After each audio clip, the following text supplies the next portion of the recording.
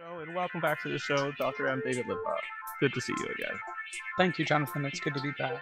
Look, we would do his bio, but you know him, you love him, and if you don't know him and you don't love him, then you haven't seen one of our episodes with him or some of his other excellent scholarship that he does a very amazing job of reaching out to the public with. So by the end of the show, you'll know him, you'll love him. Can you tell people where to find you online and tell them about your Patreon? Yeah, well, I have a very active Patreon presence for those of you who are interested in deeper learning. Of course, I talk about all things Gnostic. You can find me at patreon.com/mdavidlitwa. And I've been putting a lot of stuff up there on the Apocryphon of John. I just signed a contract with Cambridge to put out a new translation with some updated kind of accessible chapters. I've got a book on the Nassenes, and I've already submitted a manuscript for a full book on Simon and the Simonians, looking at the contours of that early Christian movement. So I'm hoping that I can whet your interest. And the Simon book will be coming out from T&T Clark. So you might already be able to hop on their website and see the sort of pre-publication details. Yeah, that's very exciting. I should have introduced you as the very prolific Dr. David Lipa. Simon of Samaria, aka Simon Magus, aka Simon Magoose, aka the Great Power, aka the Standing One. Can you tell us, like, what's Samaria and what is a Samaritan? Because I think some people are like those are the good guys, right? A Samaritan is a really nice person. He's good. Maybe a lot of people aren't familiar with what that term means and a little bit of the history of what Samaria is. Well, that's a super important question. And those of you and those of your audience who know me, you will know that I never refer to Simon as Simon Magus. Yeah. And I always refer to him as Simon of Samaria. And I do this quite consciously. And I argue for this particular position in the book. It's a little bit complex. And the reason being that no one really knows where Gita is. Was said to come from a village called Gita. And according to the most recent research, that's not necessarily in Samaria. Gita actually, according to Clemens Scholten, who's a German scholar, is really the ancient city of Gath in Idumea. And that's very fascinating because the only other major player we know from Gath is none other than Goliath of Gath. And so this is a very fascinating development. And it really, like with so many other things, we're in this wasteland between history and myth. But it is certainly fascinating that the ancient battle between David and Goliath is mirrored or even magnified in the battle between Peter and Simon. And we might, I mean, if we believe Clement Schulten, we might be able to call Simon Simon of Gath. But he's been called Simon of Gita, and he's been called Simon of Samaria. And the reason why I continue to call him Simon of Samaria is because that's the only place where we can locate him in terms of his active adult life. And this data comes from the author of Acts, who puts him in a quote unquote city of Samaria, which is almost certainly the major urban area known as Sebaste. And Sebaste is, well, it's named for the Roman emperors, but it's the ancient town of, or the ancient city called Samaria, part of the ancient northern kingdom. What Simon himself was, we don't know. Just like you can be a Christian in Israel, you can be a Jew in Israel, you can be an atheist in Israel. And just because you're in Samaria doesn't mean that you're a Samaritan. There's been a lot of misconceptions here because people very unfortunately, and they've been misled by some scholars, they have assumed that because Simon spent time in Samaria, that he was a Samaritan. Not true. That's a complete non sequitur. In fact, we would be looking for very specific things if we thought that he was a Samaritan. Samaritans have their own special version of Pentateuch. They have their own special script. They have some modifications on the Jewish holidays. But for all intents and purposes, they look very much like Jews, and they perform things that Jews perform. They, by the 4th century, were thought to have a very exalted view of Moses, and they have some interesting history with the Jews. But we have a case here where we have to come face to face with the fact that Simon doesn't show any particular Jewish or Samaritan features. He's never really shown upholding the law, proclaiming himself to be a prophet. He's never really shown, following specifically Samaritan holidays or Samaritan versions of stories in the Pentateuch. So there's nothing distinctly Samaritan about Simon at all. So when I say Simon of Samaria, I do not mean Simon the Samaritan. That would be very different. He was not Samaritan at all. Yeah. Well, you mentioned that you're very careful to say Simon of Samaria, but a lot of people watching the show know him as Simon Magus. Can you tell us what a Magus is, or what a Magus was, or what that term might have meant to the people who gave him that title? Magus is unfortunately a heresiological slur used by Simon's enemies in order to demean and rub his face in the mud. And this is why I refuse to use the term. Now, we can be engaged in something of a post-colonial, culture and essentially accept the term for the heresiologists and mimic it and parade it. But I choose not to because I think historically speaking, calling Simon a Magus is just not very helpful. Just like calling Simon a Samaritan just doesn't make a lot of sense. When you look at the term Magus in Greek, Magus has one of two general meanings. Its original meaning was a hereditary Persian priest, and these priests were engaged in very specific activities, including all sorts of minor sacrificial rituals, omens, dream divination.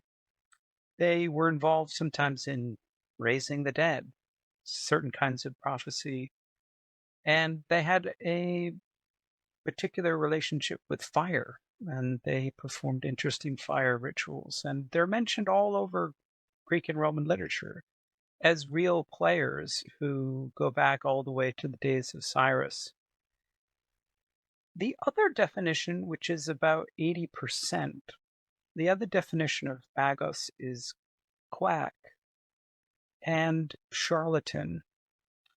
And this probably is, in fact, it's almost certain that this is how Simon's enemies wished him to be understood. The only other person called Magus in the New Testament is Elymas, the Magus in the book of Acts. And when Paul meets him, Elymas ends up being cruelly blinded and, in a sense, is completely rejected as a fraud and a charlatan. We have no reason to deny that these associations with Magus were eventually heaped upon Simon by the likes of Justin Martyr and by the likes of Irenaeus, so that eventually Simon Magus became fused, and Magus became a sort of last name or surname for Simon, just as Christ became a kind of surname for Jesus. But I'd like your audience to imagine for a moment a world of difference in which, because Simon's followers, some of them anyway, believed that Simon was the Christ, we might call Simon Simon Christ. And because some opponents of Jesus called him a Magus, we might call Jesus Jesus Magus. And what a world that would be if we called Jesus Magus and Simon Christ. Obviously, today, I think most Christians would have their hackles raised if we started referring to Jesus Magus. Although historically that is what his opponents refer to him as, we just don't do that because we know that that's a value laden term. Simon, however, scholars are unfortunately very happy to continue to refer to him with a slur, and I'm trying to break that trend.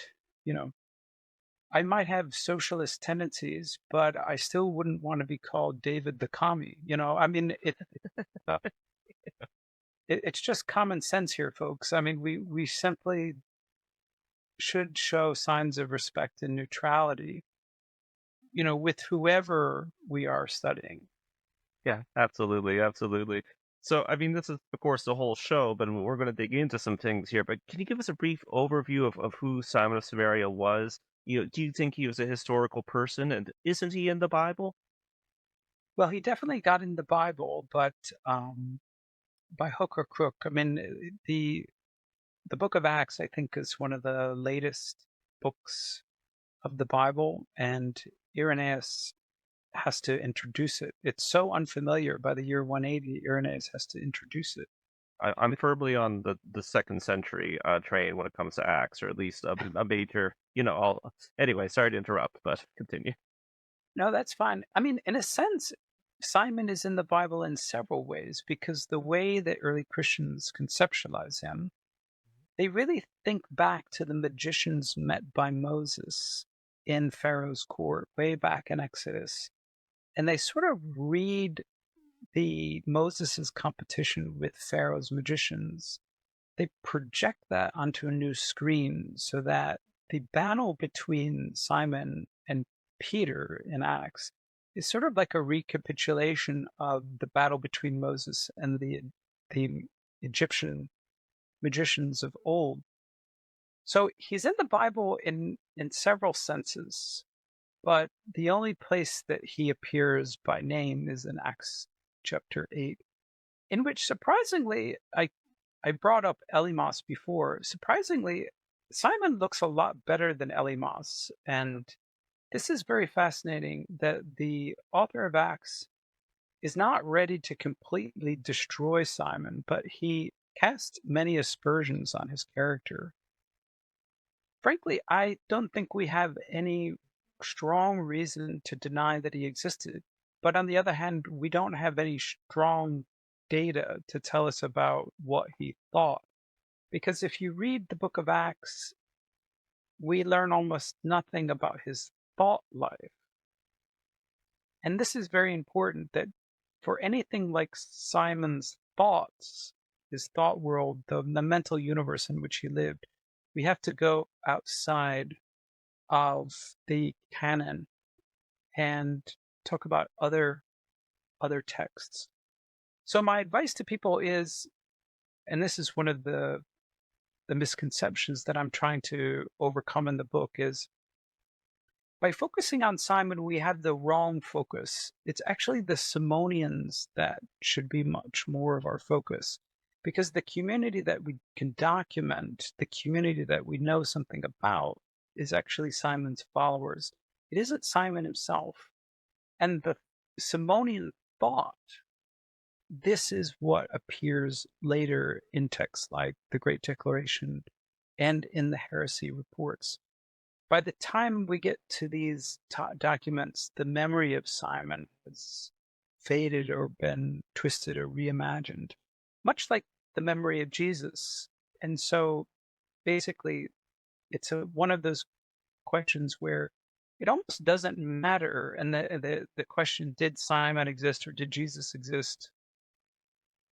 Well, I mean, for my money, that question is really not too relevant because what we're talking about is early Christian memory, and that is more significant than flesh and bones. It's more significant than, going back in a time machine and seeing who these people really were. They are who they were remembered to be, and that's what we have to be concerned with. Yeah. Can you tell us a bit about your upcoming book? Like, what it has to say about Simon and the Simonians, its focus, and what really moved you to write it? So I wish I could show you my PowerPoint. As we discovered earlier in this episode, my laptop audio wasn't working for whatever reason. But I had a PowerPoint in which I went through the chapters systematically. The claim to fame for my book is that I try to be comprehensive. I try to hit every possible source between the early second and the fourth century. I don't think we have any first century sources for Simon, so sorry about that. But I talk about Simon in the Great Declaration, which is the I think the only really Simonian source that we have. We'll say a little bit more about that. I talk about Simon in the Nag Hammadi text called The Concept of Our Great Power, which uses distinctly Simonian terms and ideas and applies them to a new apocalyptic context. I talk then, of course, about Simon in Acts. I talk about Simon in the Epistle of the Apostles and in 3rd Corinthians.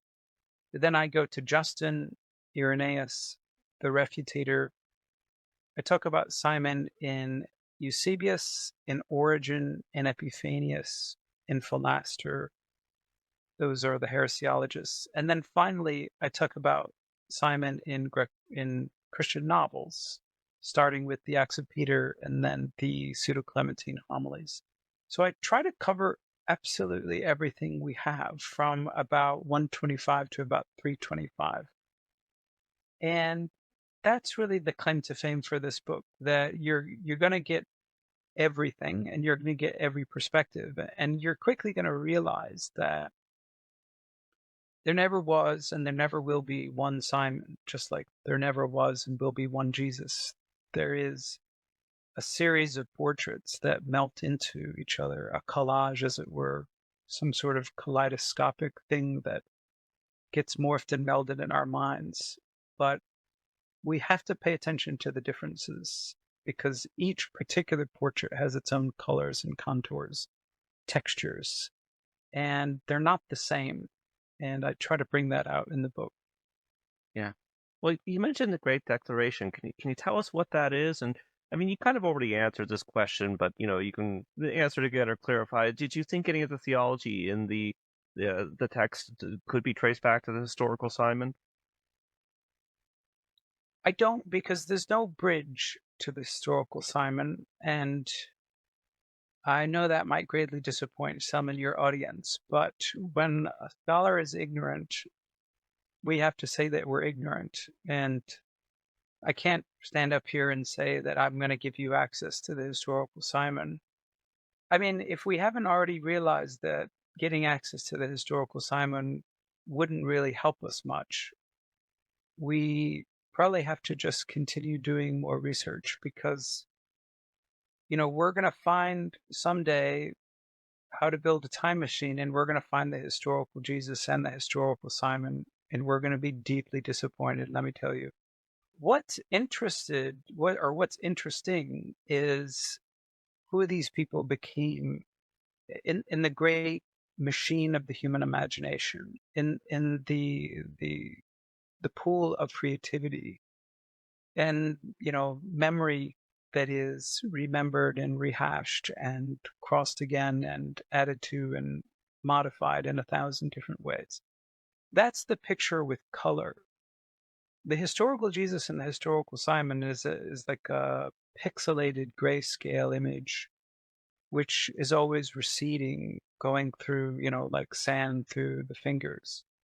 Where we need to begin, and this is something that I can't emphasize enough to your viewers, and is the paradigm change that I'm trying to introduce. When we're doing real history on Simon and the Simonians, we do not begin with novels. Now, I know that many of your readers, or many of your audience, I should say, really love novels, and I love novels too, but I don't start writing history from Christian fiction. So, unlike many others, and many others who are unfortunately deeply misinformed and are spreading horrible misconceptions on the internet. I do not begin with the Pseudo Clementines. This is not where anyone should begin. That's the latest. You may think it's the greatest picture of Simon, but it's the latest and it's the most composite, shifting, and inconsistent portrait of Simon. It is the ultimate fiction. And I think this is really important that if we're really serious about doing history, about recovering the thought of people who were just like us, Simonians, we've got to start with their thought and their sources. And that's why I begin with the Apophasis Megali, otherwise known as the Great Declaration.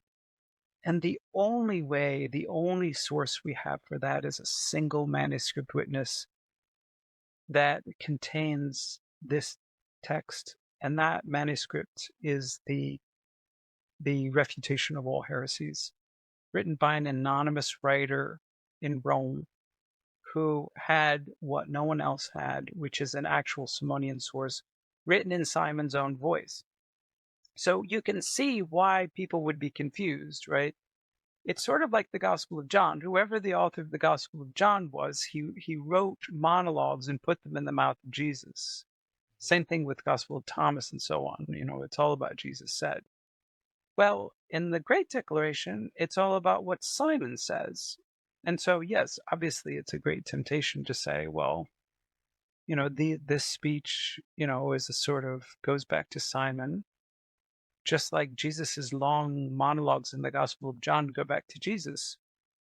Well, they actually don't. They're the latest inventions of the apostolic writers or those posing as apostles.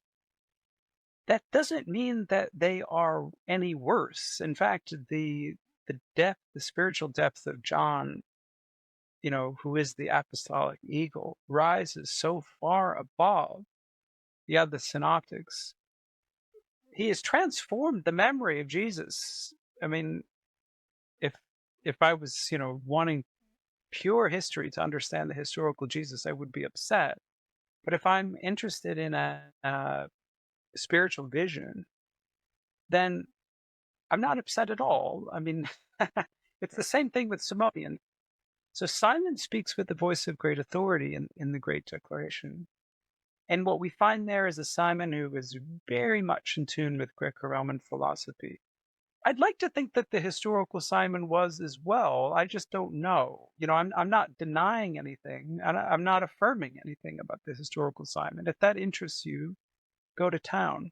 But what we have in the Great Declaration is an author posing as Simon who knows a great deal about Greco-Roman philosophy, Greco-Roman religion, who is Stoic and Platonic and Aristotelian, and he can quote Homer, and he can, he's a wonderful polymath. And on my Patreon, you'll see my own reading of the Great Declaration. Well, you'll be able to get the whole book, The Refutation of All Heresies, on my Patreon. But I also have specifically the Great Declaration in there. And I've got a reading of the Great Declaration as well, which is sort of like a contemplative reading with lots of pictures and fun stuff like that. So, admittedly, if you don't already know, I'm a complete amateur when it comes to technology, but I do my best, and this is one of those meditative spiritual masterpieces. So, in a sense, I'm just reading the text and showing you some nice pictures. So forget about me and hear Simon, because it's a profound, profound text. And unfortunately ignored. As much as I love Nag Hammadi, when we got Nag Hammadi, we forgot about the stuff we already had, So, and what we have is this wonderful text in the original Greek. And of course, I've translated it in my full translation of the Refutation of All Heresies. In the new book that's coming out, I've got a revised translation where I've tweaked and improved it a bit. So I'll whet your appetite. Well, can you kind of break down some of the theology for us, which I know can get kind of dense? And of course, hey everybody, go to his Patreon, buy the new book, because then you can catch some of the poetry of the text that Dr. Litva is talking about, instead of just straight information that we're going to give you now. But, can you talk about creation, the seven powers, the nature of God, the nature of man, what a bunch of standing around has to do with the Trinity, how man could be deified? So some of these major points that are within this text. That's a tall order, Jonathan. I think it's hard to put this thing in a nutshell. It really is something to be experienced rather than something to be creedalized. But let me see. We begin with the great power, and well, I should say we begin with silence. That's really where the text begins. The text begins with silence. We only find this out at the end. But there's pure and utter silence. And then there's fire that fills the cosmos, and that is representative of mind. And then there is a manifestation of mind, and that is what this author calls the seventh power. Now, the reason he gets the seventh power is because what the Great Declaration is, it's our first known Christian hexameron. If any of you know that term, a hexameron is a commentary on the 6 or 7 days, depending on the author, of creation. So what the author of the Great Declaration does is he goes through and he tells you what the 6 days represent. And he's got his own mystical, allegorical reading. He tells you what he thinks God is. He tells you what he thinks the spirit over the waters is. Then he goes through the 6 days.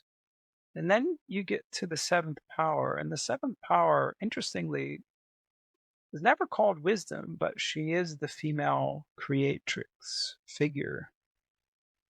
And her other name, which you'll know probably better, you're more familiar with it, her other name is Penia, or thought. Now, this is a very interesting trait of the Great Declaration, and one of the reasons why I think it's utterly important and unique is in traditional Simonian theology known from the heresiologists, we have Simon and Helen representing mind and thought.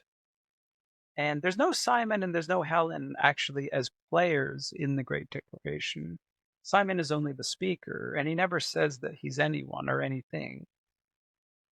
But what seems to have been the case is you had mind and thought, and these were principles of reality. And it's really thought, or opinion as she's called, in the Great Declaration, that is the major player. And in my view, each mind and thought, they are both together manifestations of a certain power, or thought specifically is, I should say. Thought has three manifestations, or three phases of existence. She is the one who stood in eternity past, who stands, and who will stand. And that implicitly is a kind of Trinitarianism. And it's one of the earliest forms of Trinitarianism, by the way. I mean, in the early 2nd century, when I think that this text was written, people weren't talking about the Trinity. They didn't even have that language. And so when we read the Great Declaration as an early 2nd century text, we're not expecting to see any real Trinitarian language. And we don't. What we see is God in three phases, the one who was, is, and is to come, which is the more familiar language. But the author uses the language of standing. So it's not that, and it's not that there's only one phase of standing, right? So it's that there's three phases of standing. It's the one who stood, stands, and will stand. And that's really interesting. Later on, Simon will come to be called the standing one.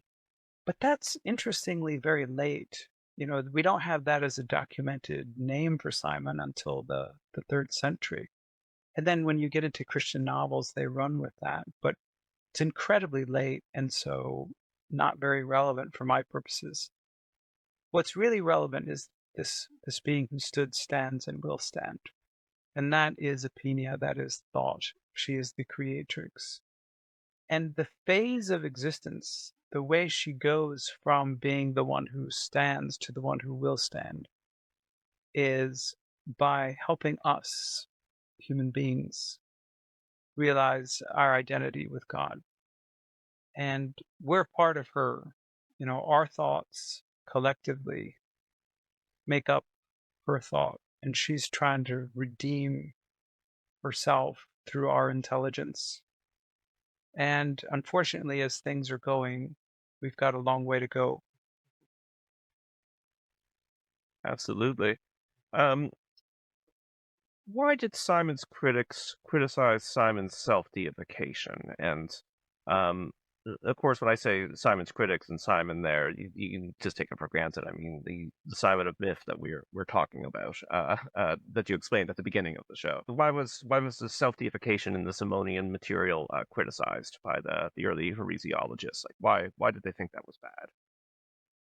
But this is one of the misleading things about heresiology. And, you got to be a really good reader of heresiology. You can't ever reject it, but you've got to read it really, really well.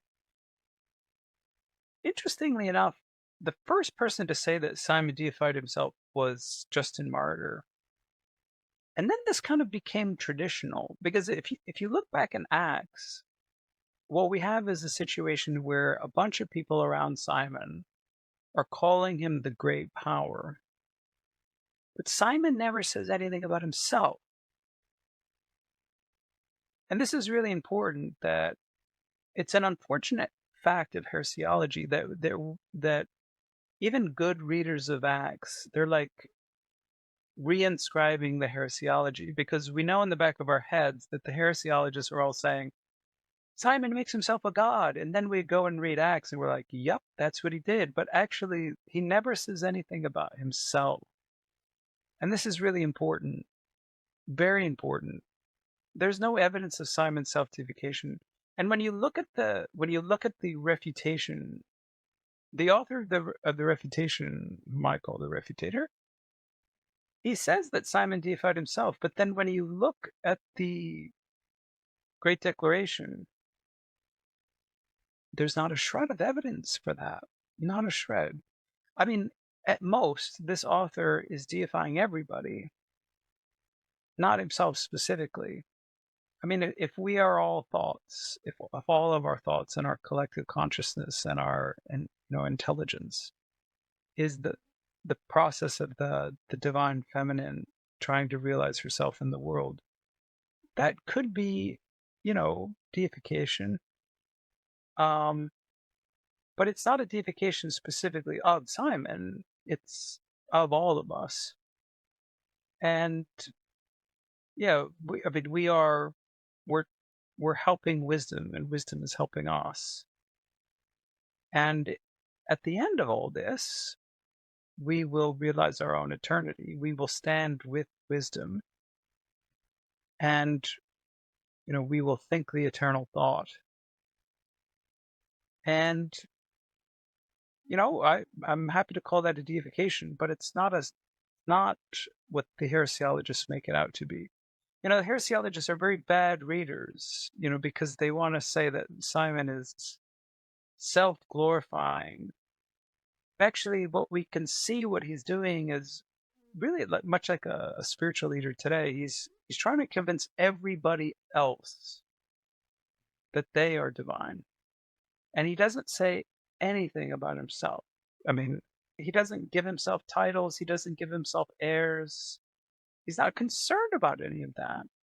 That's quite striking. So sometimes when you look up Simon of Samaria, you come across information about evil angels that are mucking up the cosmos and imprisoning humans. What's that all about? I was going to give a kind of a cheeky answer. It's about nothing, really. I mean, there's just no evidence of it. There's just not a shred of evidence in it in the Great Declaration itself. the very first person to say that is Irenaeus. And in one sense, the creation by angels is utterly banal, you know, because in a sense, lots of people believe that. There's nothing distinctive about that. Even Philo said that, Yeah, it's you pretty know, common in Second Temple thought, right? There's this idea of creation by angels. of course, because they all think that, the father doesn't get his hands dirty, and they're probably right. So you've got to have somebody doing the dirty work, playing the role of the young gods in the Timaeus. So it's an utterly banal doctrine, you know. It's something that's common and widespread and not distinctive to anybody. And eventually it becomes, by the late second century, a kind of recycled heresiological slur against a whole variety of groups. But we just don't know what they believed. They said the same thing about Carpocrates, but we don't know. I mean, when you go and you read the only source for Carpocrates we have, which is his son Epiphanes, he never mentions it. And he simply refers to God as the creator. The only creator we find in Simonian in the Simonian source that we have is wisdom, or the seventh power. She's the creatrix. Not a single angel is mentioned. So he mentions when talking about the seventh power, when you were talking about the Great Declaration, Helen. Like, who was Helen, or who was she thought to be? What role did she play in the later heresiological reports of Simon and his thought? Well, Helen is very important, but she's not in the Great Declaration, interestingly. Um, this is the puzzling and riddling fact. Helen becomes, in Justin Martyr, the incarnation of wisdom. And, we have no reason to deny that. But what's interesting is in our earliest Simonian source, Simon and Helen don't really play any significant role at all. So it's tough to imagine what was going on in the early period. In the early period, probably Simonians, like many Christians, believed in wisdom as creatrix. In fact, that's exactly what we read in Proverbs 8 in the Wisdom of Solomon, chapter 7. Wisdom is the creatrix. She is the feminine divine. It's a standard, common Jewish teaching that is adopted by Christians. The Simonian modification on that teaching by the mid second century is that wisdom was incarnate. The feminine divine entered a female body. And I think this is so important for Christians to understand today, because in modern Christian orthodoxy, God only enters a male body. And this has caused all sorts of problems. It's one of those reasons that, or one of those causes, I guess, for conservative, Roman Catholic and Orthodox theologians to say that, women shouldn't be priests. I mean, there is something profoundly unfair about, God becomes incarnate in a male, but not in a female. And in the great laboratory of Christianities, Simonianism is the only form of Christianity which says that the divine feminine becomes fully incarnate in a woman. And that's Helen. And Helen has an interesting story. But if Helen is the seventh power, then she basically plays the role of wisdom who gets trapped here, basically. It's very much like the myth we see in the book of Enoch, chapter 42, where wisdom descends to human beings, and like justice in Greek mythology, she just can't stand it. So she just goes back up where she came. She just cannot put up with people. And the modification of that is that wisdom comes down to Earth in Simonian theology, and she gets stuck here. She can't go back, and she can't die either. So she lives through various lives, and she keeps getting reincarnated. One of the larger questions of Simonianism is, do they think everybody gets reincarnated? Because they don't explicitly say that, but they only say that wisdom keeps getting reincarnated, and she keeps getting more and more abused as time goes forward. Men take advantage of her and rape her and steal her, and so she is the Helen in the Trojan War. Which is interesting because Helen of Sparta was worshipped as a goddess in Sparta and in other places. She was also the most beautiful woman in the world. That's the divine beauty shining out of her. And the Greeks thought that she had powers, so she could blind Stesichorus the poet for saying nasty things about her. But eventually, she, undergoes the ultimate degradation and finds herself so abused and raped and enslaved that she ends up in a brothel. And it's from there where you think wisdom is completely lost, and the creatrix has become utterly wisdom has become utterly foolish, and the creatrix utterly powerless. That Simon, the divine mind, the incarnate mind, comes in and redeems her. And essentially, it's this whole process of getting wisdom to remember who she is. That is the process which Simonians are all part of. And the point of living and the point of reality is to make wisdom again. Paul spoke of a foolish wisdom, which is probably the origin of all of this, right? How can wisdom be foolish? Well, she's foolish insofar as she gets stuck here and, like everybody else, begins to forget who she really is. This is a whole can of worms, but deification, followers of John the Baptist following a new teacher, miracles proving divinity, Samaria, prominent female companion, the Paraclete. But can you talk about the relationship between the Gospel of John, the Johannites, and the Simonians, or a possible relationship, because some scholars like to pull on threads there?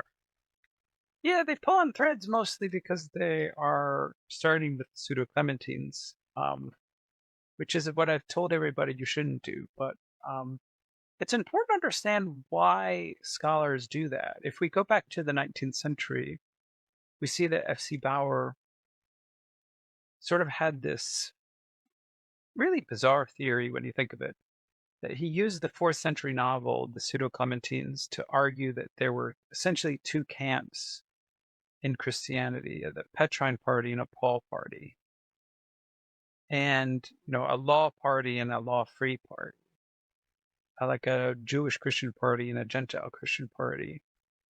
And when F.C. Bauer read the Pseudo-Clementines, he took this as evidence of a particular kind of Christianity, that Simon represented the Pauline wing, and that he was a stand-in for Paul.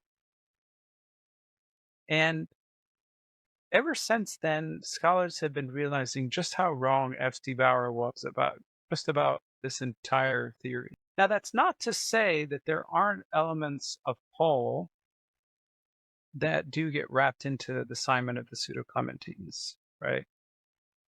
I should say the remembered Paul, the Paul remembered as, the law-free,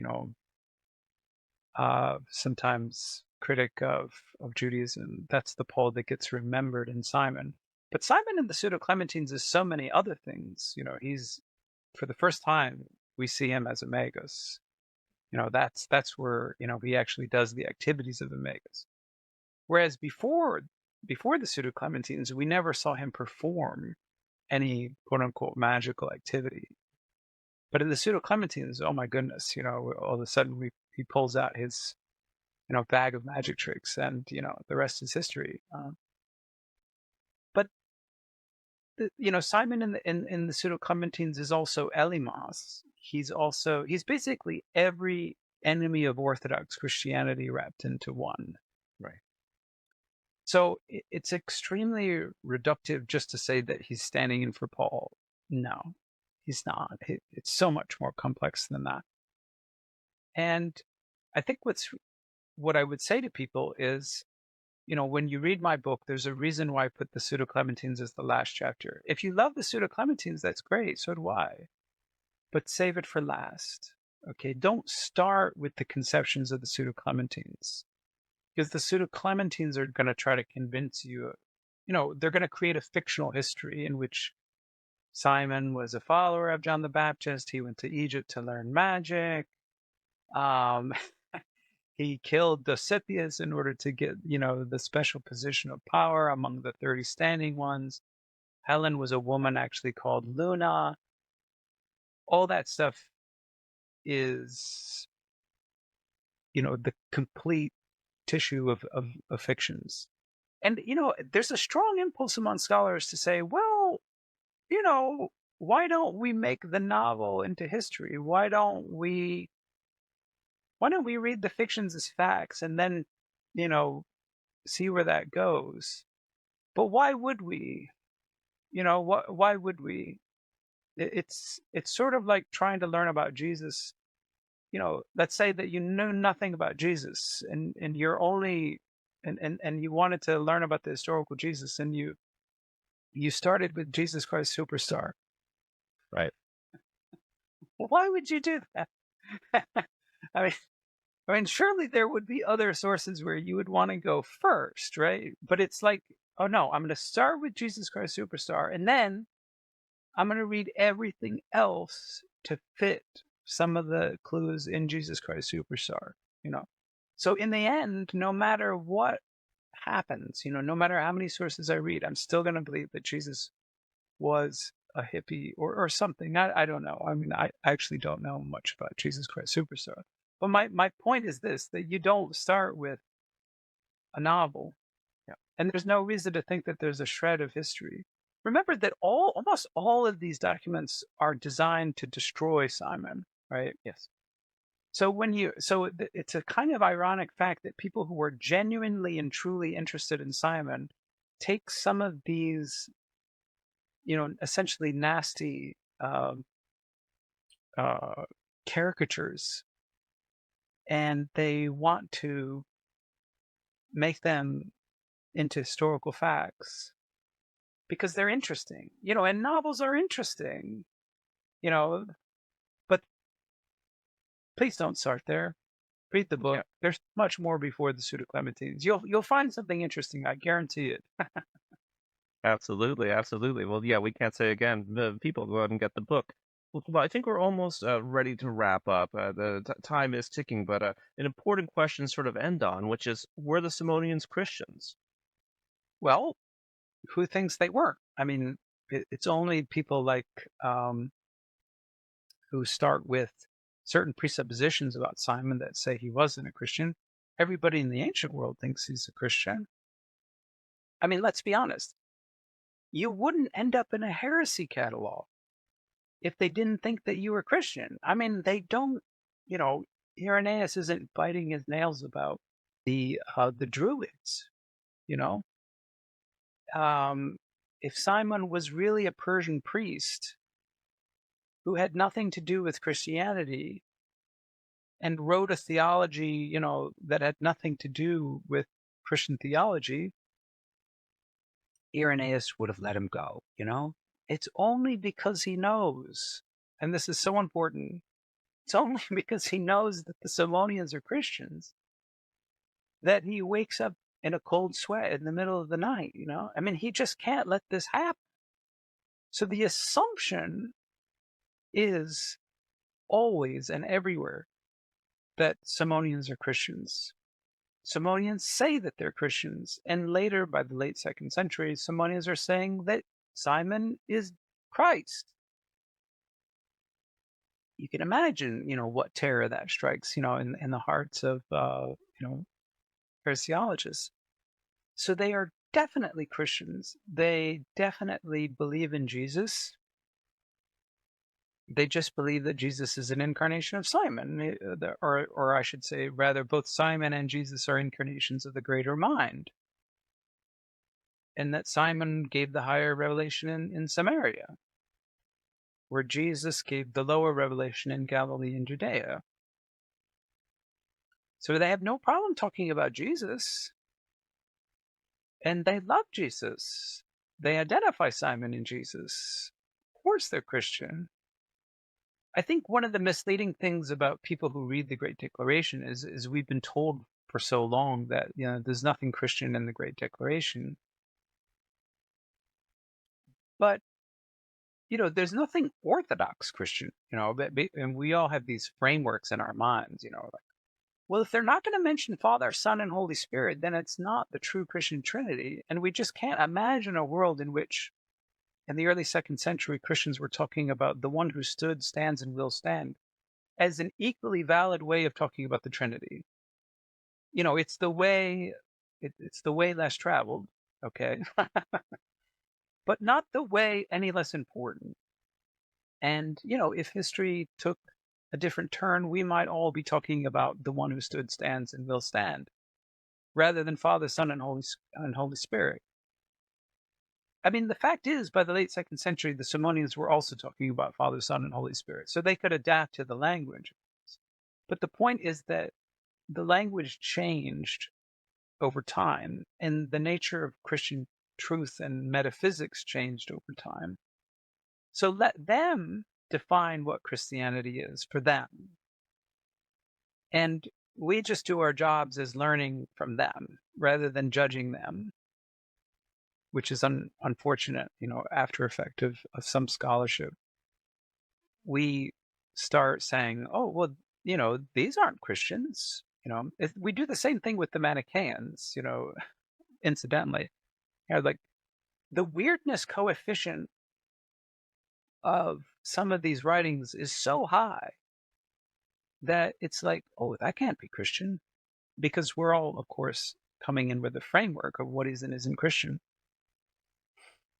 I see. And yeah, so yes, absolutely, this is Christian. That's the presupposition of the whole book. Yeah. So, the book again. What's the publisher? So the publisher is TNT Clark. It's the same publisher I published Found Christianities with, and so if you've read Found Christianities, you'll see that I have a short chapter on Simon in that book, and this is the great and amazing expansion of that, and the full book length treatment. Simon, and the monographs on Simon, the last one we had was like in 2003. Okay. So after 20 years, we can use some updating. And, the scholars spent way too much time and exhausted all their energy on determining whether Simon was a Gnostic. Yeah. And, there are other questions that are equally important. Yeah. So check it out.